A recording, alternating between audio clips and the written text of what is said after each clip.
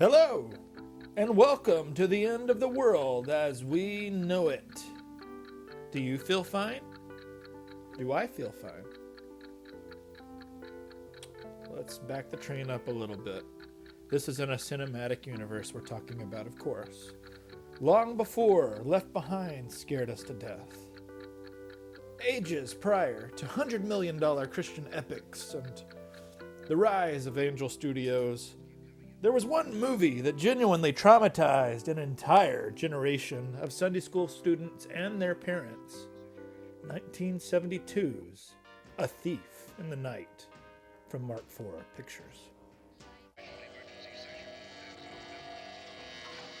Will be taken, the other left. Two women will...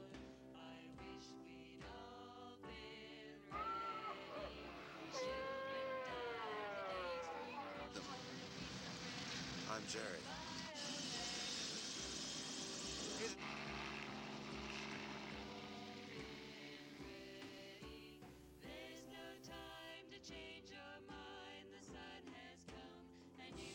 But to the Christian, it's something we look forward to.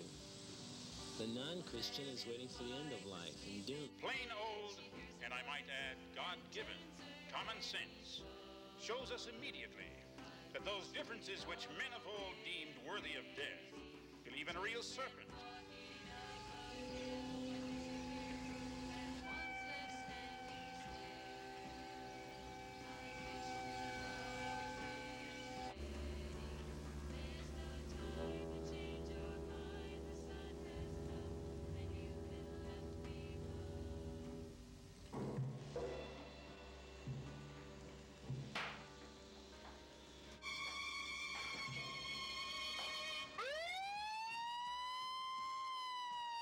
Works out for the best to them that love you.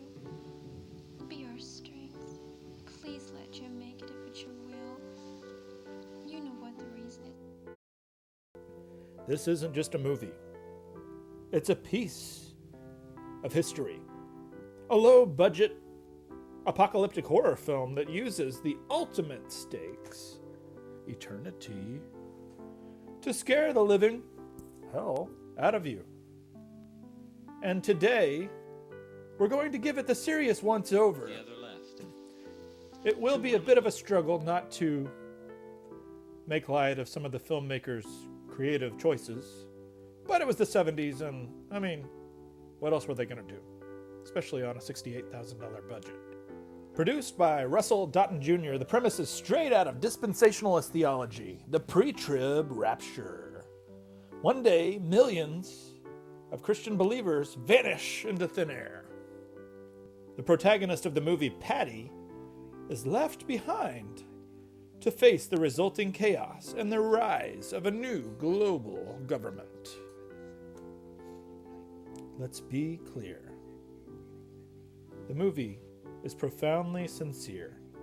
The primary intent is a warning, a desperate plea for faith. And the serious atmosphere and environment of the film is why it's endured 53 years, and then some. The quiet moments, the empty clothes, the suddenly abandoned vehicles in the middle of the highway, that lawnmower that's just still running. It lingers with you. Decades after I first saw it, I still see that pot on the stove simmering to a rolling boil.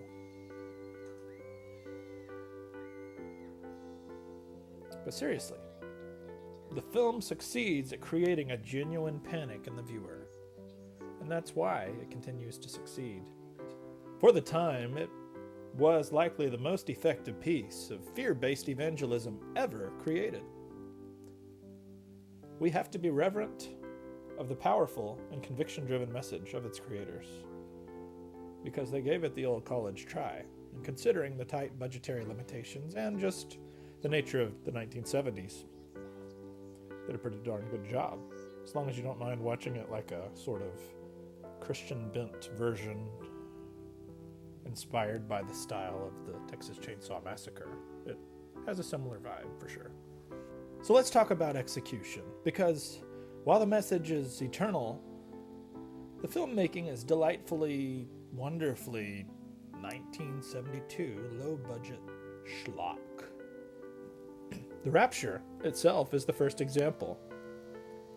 We cut to Patty's husband, still struggling with his faith, shaving in the bathroom. The sound of a radio, and then silence. Patty walks in, calls his name, and his clothes are neatly piled on the floor. It looks less like a miracle and more like he just remembered that he left his jacket in the car and ran out without any clothes on. The bizarre execution of this holy event is so sudden, so tidy, it's impossible not to giggle a little bit. Once the believers are gone, the global power structure immediately forms. UNIFICATION. The villains are straight out of a Cold War pamphlet, a group of blandly sinister officials sitting around a table with bad suits and even worse haircuts. They mandate the mark of the beast, and suddenly the film turns into a paranoid chase thriller. A low-speed, poorly edited one at that. Watch closely for the special effects. They mainly consist of jarring jump cuts and a lot of footage of cars driving very, very slowly. When an explosion does happen, it looks like a smoke bomb went off in a trash can. This amateur campy element is certainly a piece of the film's charm. And we have to mention the soundtrack. It features what might be the catchiest, most unsettling religious pop song ever written by Larry Norman. I wish we'd all been ready. So upbeat, this jaunty folk song about eternal damnation and regret completely clashes with the heavy dread of the movie's visuals, and yet it's the perfect summation of the film's troubling atmosphere. The juxtaposition is masterful, whether intentional or not. Patty's journey isn't exactly what you'd call a redemption arc, though. It's a slow descent into despair. The film emphasizes that she's had her chance and she's missed it. And this is where the movie earns its bona fide horror classification. The troubling atmosphere isn't just from the police state, it's from the film's relentless focus on the main character's absolute failure. It's fear-based evangelism at its most stark, bypassing intellectual faith and going straight for the gut. Are you ready? Because if you're not, the consequences are immediate and final. That fear, that stress of having to make a choice under duress, is what genuinely scared audiences, rightfully so. The true genius of A Thief in the Night is its most famously bleak ending. Patty's on the run, cornered by the unification forces, and she's chased. She falls and dies, martyred for her newfound faith. Then the film loops back. Patty wakes up arguing with her husband, having a seemingly normal day, and the rapture happens again. Groundhog Day, anyone? The final scene leaves the audience like Patty, trapped in an endless cycle of missed opportunities, with the implication that you are the next person to wake up on the day of decision. It's a brilliant, terrifying, and unconventional cinematic choice that elevates it beyond standard propaganda films of the time. So what is A Thief in the Night, really? It's a profound document of 1970s evangelical paranoia, a genuinely unsettling, low-budget masterpiece. At times dreadful, at times genuinely jarring, but most often a piece from the heart. But those campy elements and the bizarre execution style can't be ignored. It certainly succeeds as a Christian B-movie. And it's a must-watch for film history, certainly for cult classic aficionados. Anyone who wants to understand why people were legitimately afraid of global governments and barcode scanners in the 1980s. If you were to rate A Thief in the Night 5 out of 5 neat piles of abandoned clothing, you wouldn't be alone. At 12 noon Eastern Time, 11 o'clock Central Time on UTN, the United Television Network. Just make sure that you're ready. So let's get a little serious here. Matthew chapter 24. This is Jesus talking. Now learn the parable from the fig tree. When its branch has already become tender and puts forth its leaves, you know that summer is near. So you too, when you see all these things, recognize that he is near, right at the door. Truly I say to you, this generation will not pass away until all these things take place. Heaven and earth will pass away. My words will not. But of that day and hour no one knows, not even the angels of heaven, nor the Son, but the Father alone.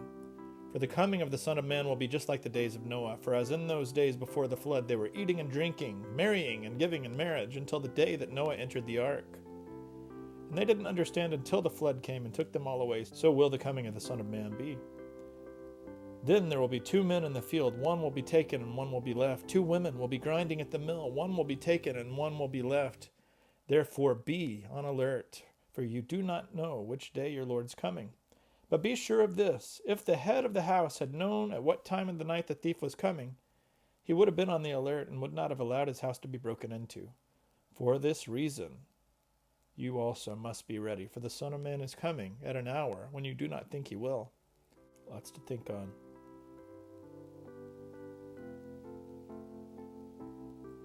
Words from the most important figure in Scripture. Maybe we should think about it. Are you ready?